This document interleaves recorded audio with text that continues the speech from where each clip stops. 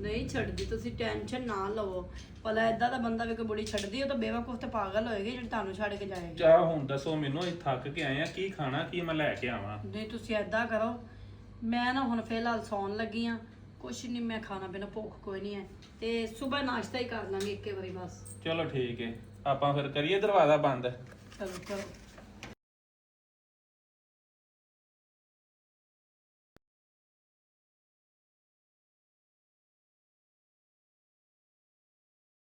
ਬੇਗਮ ਬੇਗਮ ਉਠੋ, ਟਾਈਮ ਬੜਾ ਹੋ ਗਿਆ ਹੈ, ਮੈਨੂੰ ਨਾਸ਼ਤਾ ਤੇ ਬਣਾ ਦਿਓ। ਹੈਂ?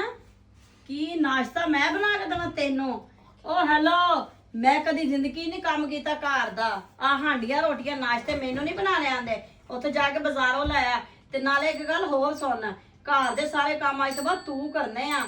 ਬੋਕਰ ਵੀ ਤੂੰ ਫੇਰਨੀ, ਭਾਂਡੇ ਵੀ ਤੂੰ ਧੋਣੇ, ਮੇਰੇ ਕੱਪੜੇ ਵੀ ਤੂੰ ਧੋਣੇ, ਬਰਤਨ ਵੀ ਤੂੰ ਧੋਣੇ, ਸਾਰੇ ਕੱਪੜੇ ਜੋ ਵੀ ਮੇਰੇ ਜਿੰਨੇ ਵੀ ਪ੍ਰੈਸ ਤੂੰ ਕਰਨੇ ਨੇ, ਮੈਂ ਤੈਨੂੰ ਦੱਸਾਂ।